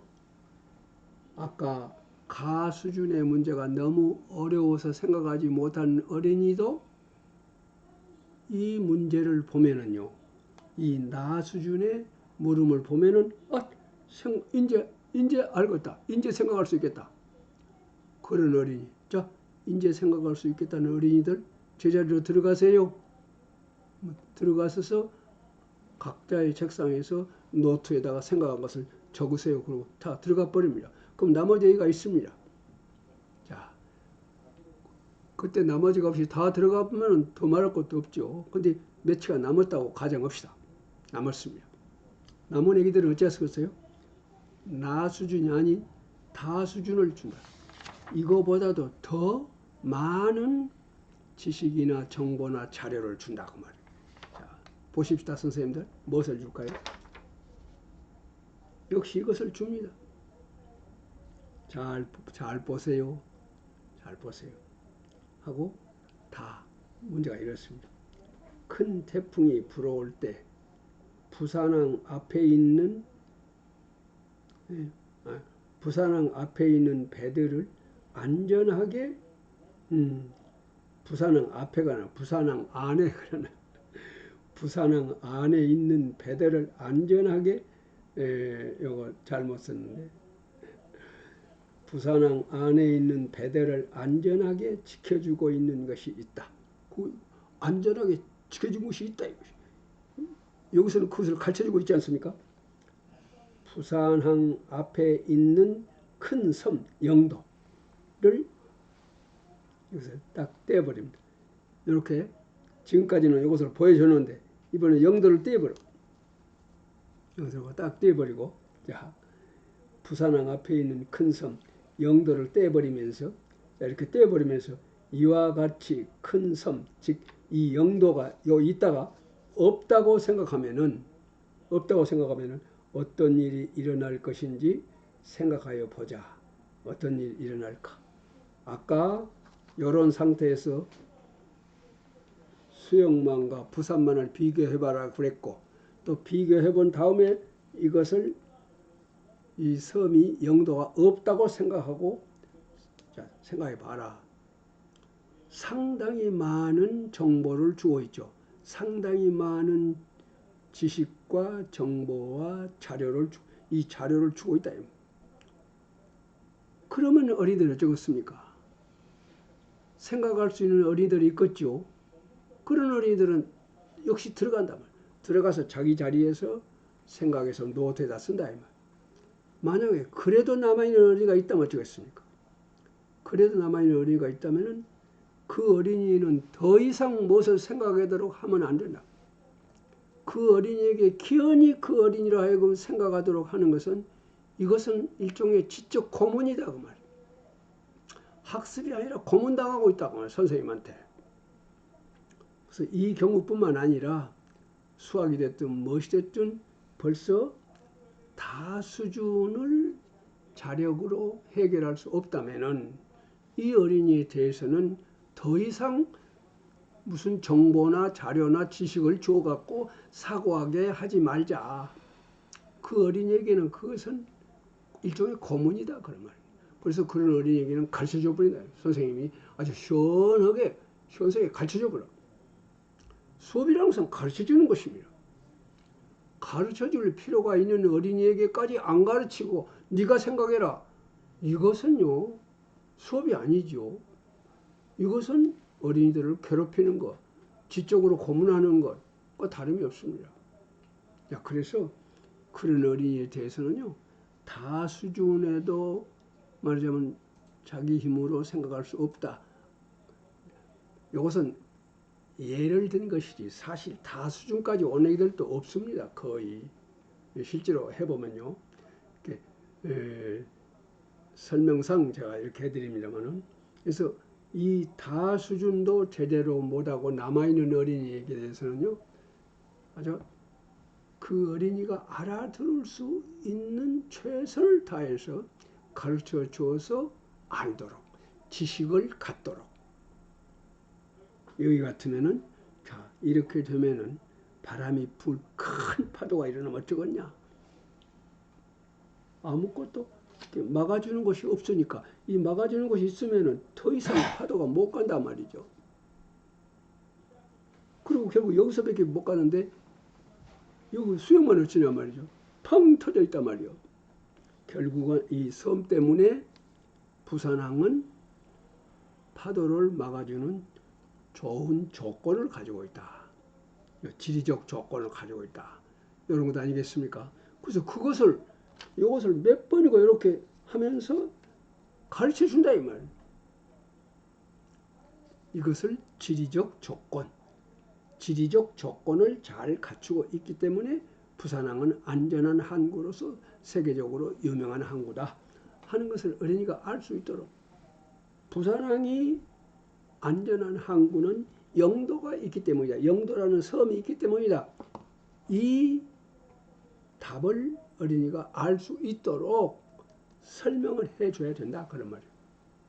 그 어린이에게까지 기어이 생각을 해서 뭔가 알아내도록 하는 것은 이것은 지적으로 고문하는 행위와 똑같다.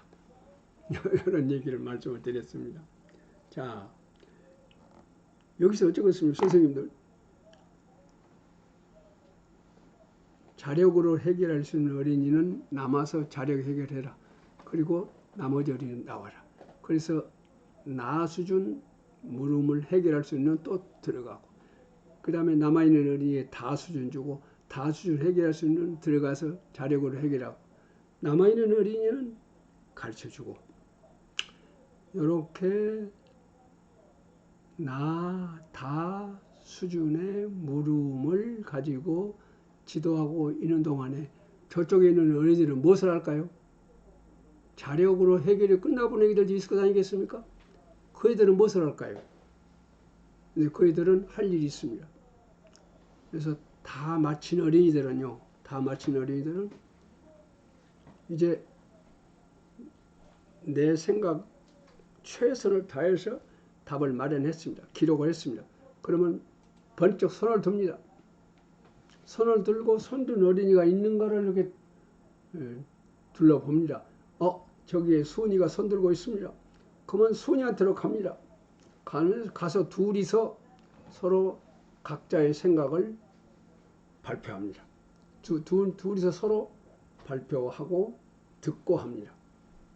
그래서 그 사이에서 둘이가 서로 생각이 다르면은 다른 생각을 서로 조그마한 토론도 이루어질 수 있겠죠.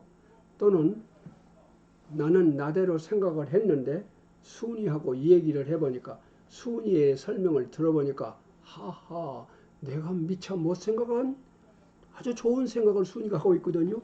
그럼 순이한테서 배워서 내 생각을 보다 더 타당한 생각으로 변형시킨다. 향상적으로 변형이라고 그래요. 내 생각을 향상시킨다. 순이의 생각에서 배워서 내 생각을 보다 더 타당한 좋은 생각으로 향상시킨다. 자, 그래서 둘이가 이 얘기가 끝났습니다. 그러면은 다시 자기 자리로 돌아와서 아까 친구하고 이 얘기를 통해서 알았던 것, 내 생각을 수정했던 것을 고쳐 쓴다. 고쳐 썼으면 또 손든다. 손들면은 또 손들고 있는 친구하고 같이 만나서 또 아까와 같이 디스커션 한다고 말이에요. 그래서 그 친구한테서 배운 것, 또는 그 친구를 통해서 여러 가지로 이야기를 통해서 내 생각을 발표를 한다고. 저쪽 생각을 발표를 듣고 내 생각을 발표하지 않습니까? 내 생각을 발표한다고 하는 것이 엄청난 의미가 있다고 말이에요. 되도록이면 그 발표를 많이 한다고 하는 것이 매우 중요하다.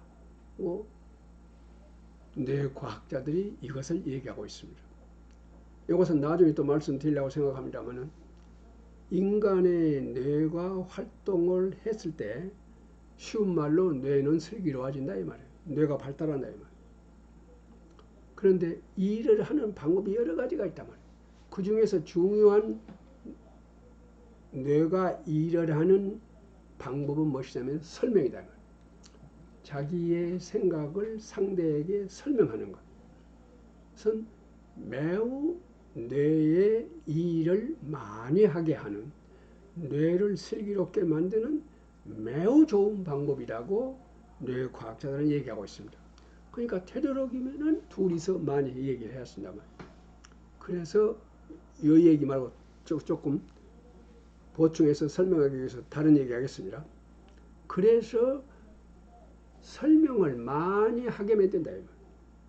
그런데 선생님들 어떻습니까? 아까와 같이 손들어서 지명받아서 발표하는 것은 키크대야 1시간 내내 10명 더 할까요?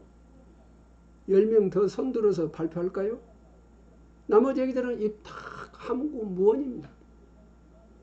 이래서는 안 된다 말이야.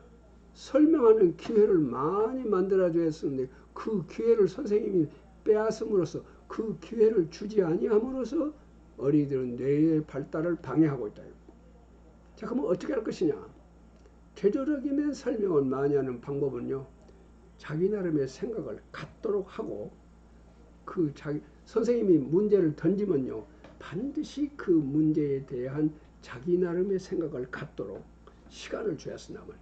시간을 마련해 주고 동시에 생각한 말을 노트에다가 기록하게 한다면, 노트에다가 기록을 했으면요, 그때는 언젠가 제가 말씀드렸습니다만 반드시 가령 1분 안에 또는 30초 안에 시간 제한을 둔다고 그랬죠.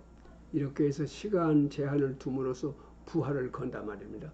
자, 그렇게 해서 시간이 딱 되면은 어린이들은 그 기록을 마치고 반드시 자기 짝꿍하고 딱 마주보고 짝꿍에게 큰 소리로 발표합니다.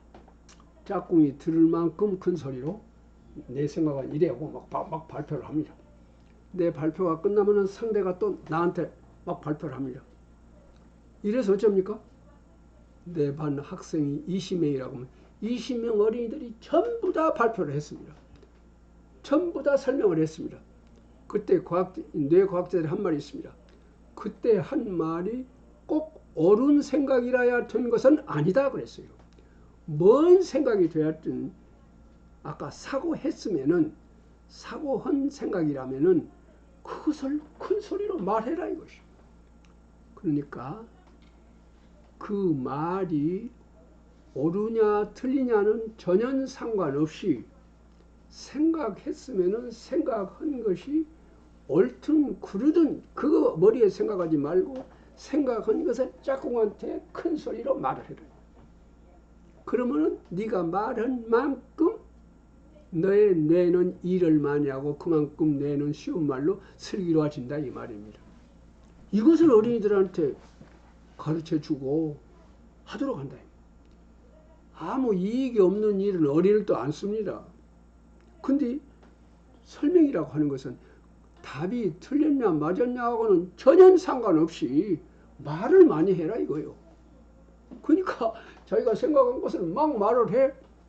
그러면 상대는 그 말을 듣고 내가 미참 나는 생각해도 모든 말을 하면은 상대는 배운다만 나한테서 배우고 또 상대가 막 말하는데 가만히 듣고 보니 내 생각 나는 생각도 못했던 좋은 생각이요. 거기서 배워. 또 내가 생각하고 상대의 생각을 또 받아들여서 또 생각하고 그래서 자기 생각을 재구성하단 말이에요.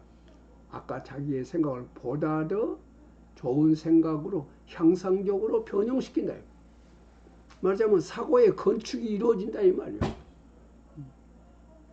요거니 이렇게 해서 되도록이면 발표를 많이 시키는 방법은 짝꿍과 항상 첫째는 자기 나름의 생각을 마련해서 기록한다는 것. 선생님이 발문을 던지기가 무섭게 바로 자기 나름의 생각을 해서 막 써라 이것이. 그때 선생님은 시간을 딱 줘. 요새 그 선생님들이 갖고 있는 좋은 초시계 있더만 이 초시계를 칠판에 딱 붙여놓고 가령 30초 내 해라고 30초 동안에 저것이 돌아갈 동안에 하기 위해서 노력을 한다 이 말. 선생님들 중요한 것은 무엇이냐면은 뇌과학자들의 말을 우리는 소홀히 들어서는 안 되겠습니다. 뇌과학자들은 뇌가 그야말로 슬기로워지기 위해서는 어떻게 학습을 해야 되느냐는 방법을 많이 가르쳐주고 있습니다. 그러니까 요새는 우리 선생님들이 뇌과학자의 말하자면은 그 연구를 그 사람들이 쓴 책을 읽고 공부하지 않고서는 이제는 좋은 수업을 하기는 상당히 어렵다. 이런 생각을 합니다. 자, 어쨌든 이렇게 해서 각자가 손들고 손든 사람들이 만나서 토의하고 토론하고 되도록이면은 우리 반 친구들이 가령 지금 선생님한테서 지도를 받고 있는 다 수준의 물음을 받고 지도받고 있는 어린이들 있죠. 그 애들을 아닌 지금 자율학습하고 있는 어린이 되도록이면 전원하고 디스커션이 이루어진단 말이에요. 어린이들 가운데에는 말입니다. 말하자면 저가 지금 순철이가 지금 저가 손들고 있습니다. 그러면 다른 사람하고는 다 얘기를 했는데 순철이하고는 얘기를 아직 안 했단 말이에요. 근데 순철이는 공부도 못하고 열등생이다 이 말이에요. 내가 안 해. 이러면 안 된다 말이죠. 순철이하고 얘기한다 이 말이야. 순철이가 손 들고 있으면 순철이 가서 얘기한다. 내 생각을 이야기한과 동시에 순철이 생각을 잘 듣는다 이 말이야. 순철이 생각을 잘 듣고 있는 동안에 뭔 생각을 그냥 순철이 생각을 듣는다는 것은 듣기만 하는 것이 아니라 머릿속에서 많은 일이 이루어지고 있다 이 말이야. 순철이 생각을 듣고 순철이 생각은 이러이러한 근거에 의해서 저것은 틀린 생각이야 하고 머릿속에서 판단한다 이거. 사고한다는 이 말입니다. 판단한다는 것은 사고한다는 것이죠. 순철이가 자꾸 얘기를 합니다. 저것도 이러이러함으로 틀려 하고 자기는 순철이 덕택으로 많은 생각을 하고 있다 이 말이야. 순철이 덕택으로 공부를 하나도 못한다고 지가 무시하고 있는 순철이 덕택으로 그는 순철이가 한 말이 이러이러함으로 그것은 합리적이 아니다. 틀린 생각이다. 이러이러함으로 그것도 틀린 생각이다. 하고 많은 생각을 하고 있고 순철이 생각 중에서 그것은 이러이러함으로 좋은 생각이다. 하고 순철이 덕택으로 많은 생각을 하게 되는 거예요. 그래서 무엇을 하게 되냐면 공부를 못하는 순철이도 내가 많은 사고를 함에 있어서 매우 필요한 중요한 존재다 하는 것을 알게 된다. 그래서 어저께까지 내가 무시하고 순철이 놀래먹었던 순철이가 매우 중요한 존재로 인식이 된다 이 말이야. 내가 더 많은 것을 사고하고 더 많은 사고력을 기르기 위해서는 순철이도 매우 소중한 존재다.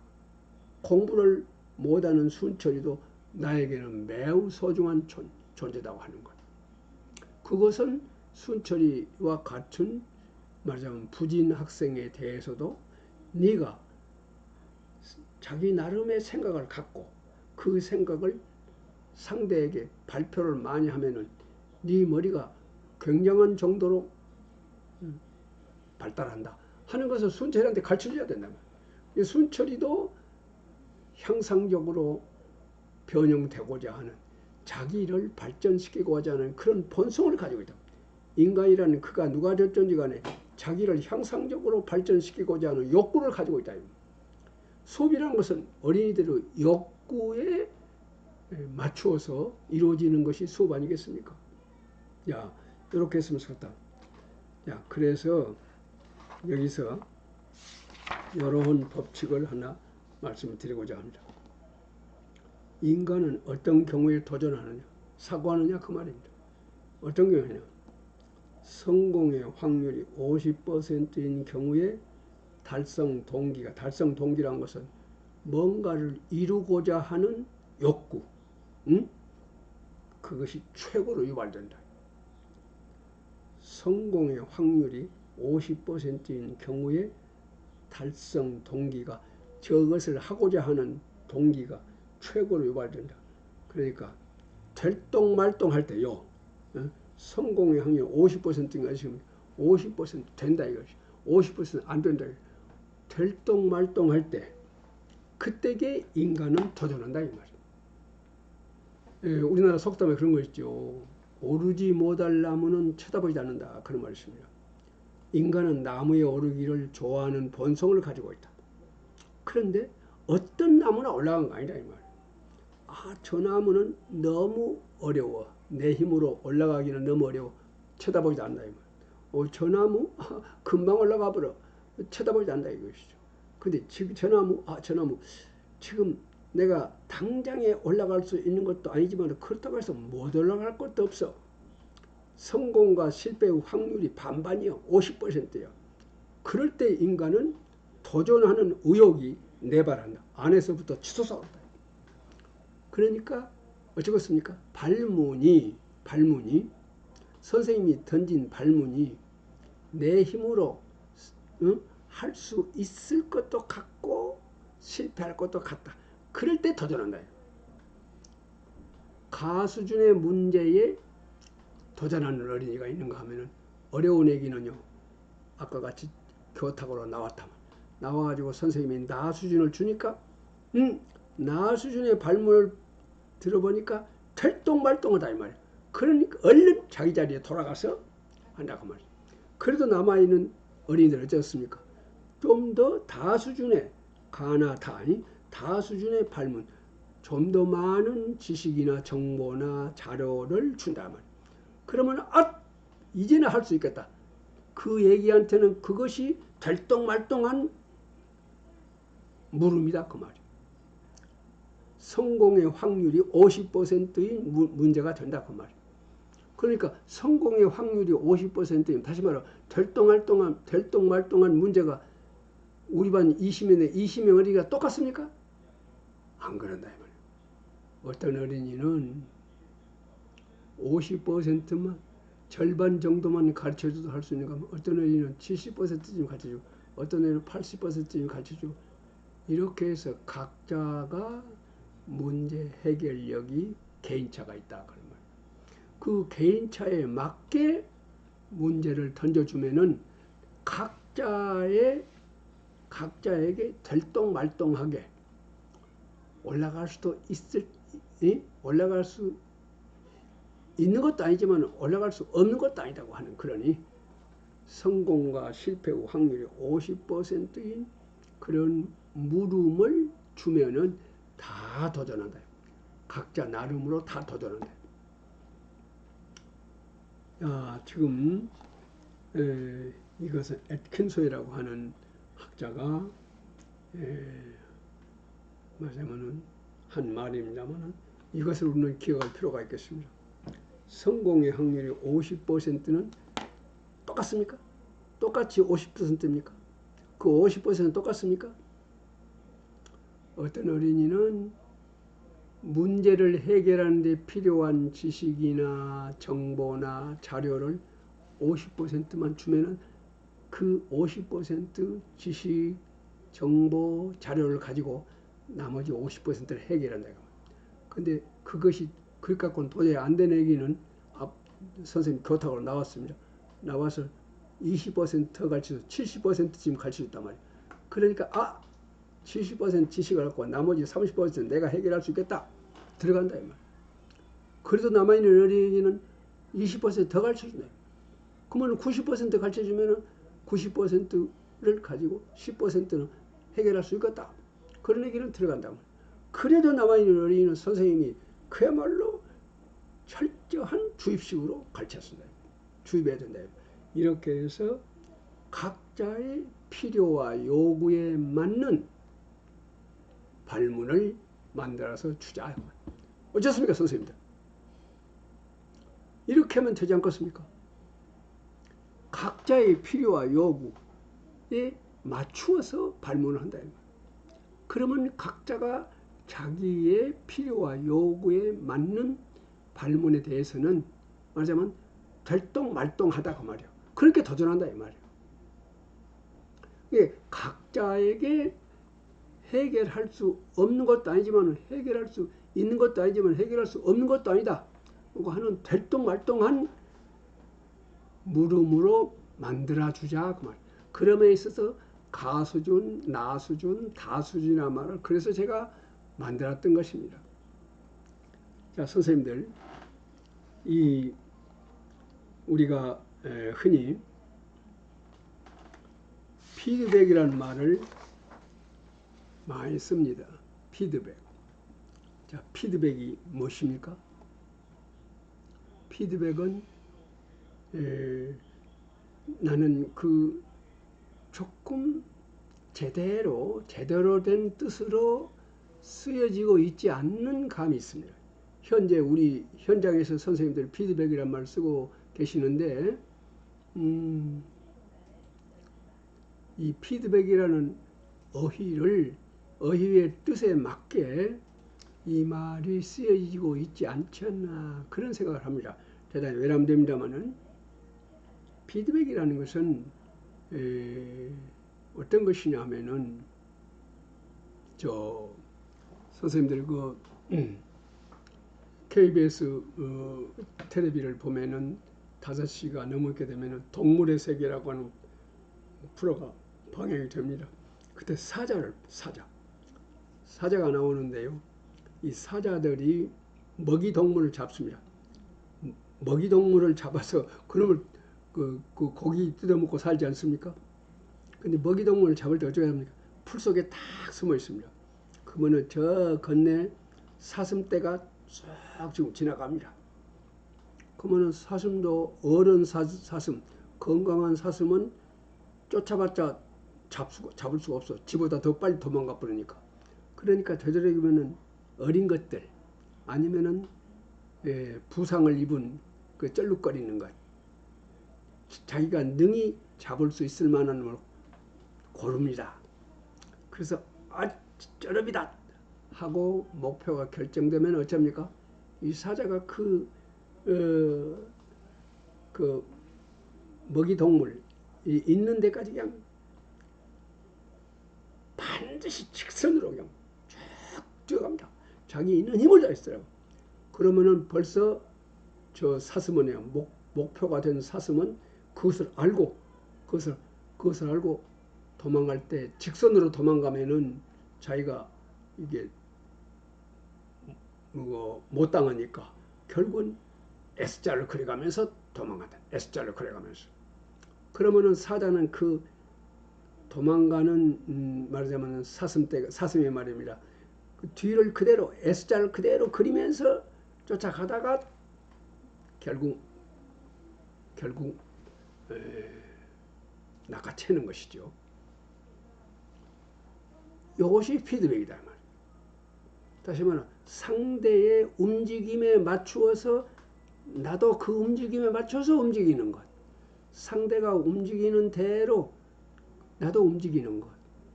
이것이 피드백이다.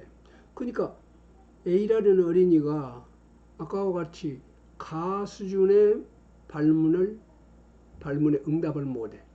나 수준에도 못해. 다 수준이라야 할 수 있도록 그것까지 어쩌겠습니까? 와갖고 이제 다 수준이라고 이렇게 해서 그 어린이 각자의 필요와 요구에 맞추어서 지도하는 것. 어린이 각자의 현재치, 현재 도달하고 있는 수준이 어딘가를 봐서 그 수준, 거기서부터서 지도하는 것. 이것을 피드백이라고. 이거 한번 읽어보겠습니다. 사자가 먹이동물을 쫓을 때 처음에는 먹이동물 가까이까지 힘껏 달려간다. 그 다음부터서는 먹이동물의 움직임에 따라 자기도 움직인단 말이에요. 다시 말하면 상대의 움직임에 따라 자신의 움직임을 변화시키는 것. 이것을 피드백이라고 한다. 우리가 피드백 한다고 할 때는 결국 어린이 각자가 지금 현재 무엇을 필요로 하고 무엇을 요구하는가 봐서 그에 맞추어서 여기서 지도를 하는 거. 이것이 피드백이다. 는 이해가 되겠습니다. 우리가 알고 있는 미사일도 그러지 않습니까? 미사일도 결국은 적의 비행기, 적기가 있는 데까지 쫙 반드시 가다가 어느 지점에 가서부터서는 그 미사일이 움직이는 대로 미사일 뒤를 따라간단 말이에요. 미사일 꽁무니를 따라가다가 꽝 해뿐다 이 말이죠. 근데 미사일 바로 피드백하고 있단 말이에요. 포탄이 피드백하는 것이다. 그래서 아까 가 수준의 어린이들은 제자리에 앉아서 하고 나 수준은 나와서 나 수준 나가고 들어가고 또 다음에 다 수준 어린이 할 수 있다면 들어가고 그랬었죠. 요것을 가르쳐서 나는 마치 그 피드백 하는 것 아니겠습니까? 다시 말하면 미사일과 똑같다고 말이에요. 내가 미사일이 되어가지고 어린이들이 지금 현재 무엇을 필요로 하는가 어린이들 뒤를 쫓아가지고 꽝 한다 그 말이죠. 필요한 만큼 가르쳐주고 그것을 활용해서 이모로 저모로 생각해서 그 어린이 나름의 답을 만들어내도록 하는. 그래서 이 수업을 나는 미사일 수업 그렇게도 얘기합니다. 그러니까 여기서 중요한 것은 선생님한테 나와서 지도받는 어린이들 말고 지금 자기 자리에서 자력 해결하고 있는 어린이들이 다 되면은 손 들고 선두선학끼리 모아서 토의하고 토론하고 다 끝나면은 제자리에 돌아와서 정리를 하고 정리가 끝나면 또 손 들고 이렇게 되도록이면은 우리 반 친구들 누구하고도 만나서 디스커션을 한 번은 이루어지도록 그렇게 했으면 쓰겠다. 그런 훈련을 잘 시키면 쓰겠다. 그래서 자, 그렇게 해서 어린이들이 학습이 이루어졌습니다. 그것으로 수업이 끝나면 쓰겠습니까? 그래서 그것으로 수업이 끝나면은 마무리가 제대로 되지 않은 것이죠. 그래서 여러 가지 상황 속에서 지금 어린이들은 자기 나름의 생각을 마련했지만은 아직은 제대로 정리된 상태가 아니란 말이죠. 그래서 일단 앞에 나온 어린이들에 대한 지도가 다 끝나면은 자, 그만하자. 그래가지고 이제는 어찌했겠습니까? 철수 어떻게 생각하는고? 나와서 발표해봐라. 철수가 발표합니다. 철수 발표를 듣고 다른 친구들이 또 발표를 시키고 말이죠. 시간이 있으면 되도록이면 많은 어린이들을 발표시켰으면 쓰겠습니까? 이때 선생님이 잘하는 애기만 지적한 것이 아니라 아까 흔히 말하는 못하는 애기들, 비군 어린이들, 그런 어린이들을 또 지명해서 발표시킨단 말이죠.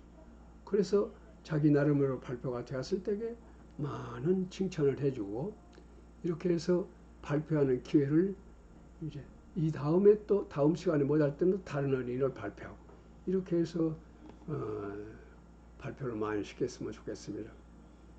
그런 다음에 말입니다. 그 발표를 주어진 시간 안에 마치면은 이번에는 무엇을 해야 되냐면 선생님이 그 시간에 말하자면은 어린이들이 이 알아야 할 지식, 내용, 이 지식 내용에 대해서 정리를 잘 해준다. 이것을 수속 정리라고 그럽니다. 나중에 수속 정리를 어떻게 할 것인가에 대해서 설명을 하겠습니다. 다른 강의에서요. 하여튼 어린이들이 지금까지 몽땅 각자가 사고하고 이웃과 또 마주보고 디스커션을 통해서 사고를 많이 했지만은 이제 마지막에 가서는요. 선생님이 말하자면은 올바른 지식을 제대로 정리해서 가르쳐 줘버려야 한다. 그렇게 해서 올바른 지식이 어린이들이 머릿속에 정리되도록. 근데 머릿속에 정리된 지식은 선생님이 가르쳐 줘서 안 지식입니까? 1시간 내내 생각하고 토론하고 정리하고 해서 마련된 생각들이 정리된 생각 아니겠습니까? 이렇게 해서 수속 정리가 교사에 의해서 선생님이 그 자료를 가지고 또는 칠판에 기록됐으면 칠판 기록한 것을 가지고 잘 순서에 맞게 잘 정리를 해준단 말이에요. 그래서 이렇게 해서 획득된 지식이 이른바 전이가 높은 지식이단 말이에요. 아까 자기 나름의 생각을 했고 이웃과 더불어서 생각을 했고 또 선생님과 함께 생각을 했고 해서 그야말로 땀 뻘뻘 흘리고 지적으로 고뇌하고 탐구적으로 모색한 과정을 통해서 올바른 지식을 획득한다. 이 지식을 무엇입니까? 땀 흘린 과정을 통해서 획득한 지식. 이 지식을 우리는 전이가 높은 지식이라고 한다고. 이 전이가 높은 지식이 바로 산 지식이다. 내일 새로운 지식을 배울 때에 바로 쓰여지는 활용이 되는 지식이고 이 다음에 세상에 나가서 부딪힌 문제를 해결할 때에 쓰이는 지식이 된다 그 말이에요. 그래서 전이가 높은 지식이라는 것은 바로 그런 지식이다 그 말이에요. 부딪힌 문제를 해결할 때 살려 쓰여지는 지식, 이것이 전이가 높은 지식인데 전이가 높은 지식이라고 하는 것은 아까와 같이 땀 뻘뻘 흘리고 지적으로 고뇌하고 탐구적으로 모색하는 이웃과 더불어서 선생님과 더불어서 땀 뻘뻘 흘리고 지적으로 고뇌하고 탐구적으로 모색한 끝에 획득한 지식, 이 지식이 전이가 높은 지식. 다시 말하면 땀 흘린 탐구 과정을 통해서 찾아낸 지식, 누가 가르쳐준 것을 받아 배운 지식이 아니라 이웃과 더불어서 찾아낸 지식, 찾아 배운 지식, 이것이 더 전이가 높은 지식이고, 그 시간에 사고를 많이 했으니까 사고력 길러졌고, 또 그 시간에 그야말로 땀 흘린 탐구 과정이 있었으니까 탐구력 길러졌다 이 말이에요. 한 시간의 학습을 통해서 사고력 길러지고 전이가 높은 지식이 길러지고 탐구력이 길러졌단 말이에요. 수업의 목표에 도달했다 이 말이에요. 수업의 목표가 무엇입니까? 수업의 목표는 아까 처음에도 말씀드린 것과 마찬가지로 사고력, 그 다음에 전이가 높은 지식, 그 다음에 탐구력, 이 세 가지를 통틀어서 사고력이라고도 하고 문제 해결력이라고도 한다. 이것이 길러져야 비로소 수업이다 그 말이에요. 근데 오늘 우리 수업이 일부의 어린이들에게만 그런 능력이 길러진다면 어쩌겠습니까? 이것은 어린이들에게 능력의 개인차가 있기 때문에 할 수 없다. 이렇게 변명하고 넘어가야 되겠습니까? 우리 젊은 선생님들 그렇게 수업하셨겠습니까? 우리는 지적 장애가 없는 보통의 모든 어린이들이 제대로 학습할 수 있도록 수업하지 않으면 안 되겠습니다. 오늘 제가 말씀드린 아까와 같이 미사일 수업이라는 말씀을 드리는데 이 미사일 수업의 방법, 발문의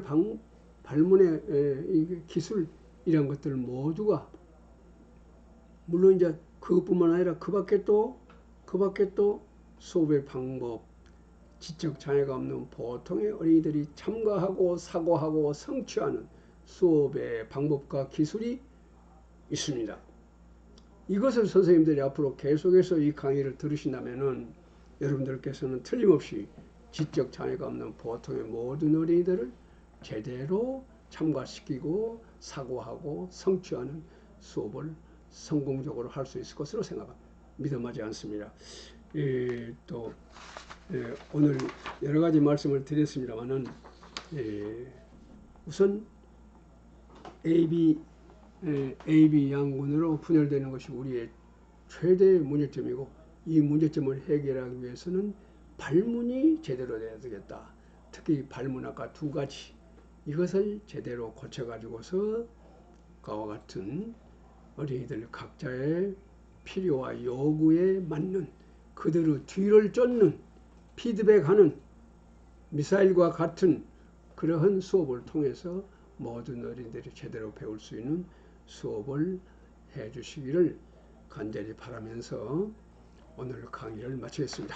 선생님 수고 많이 하셨습니다. 고맙습니다.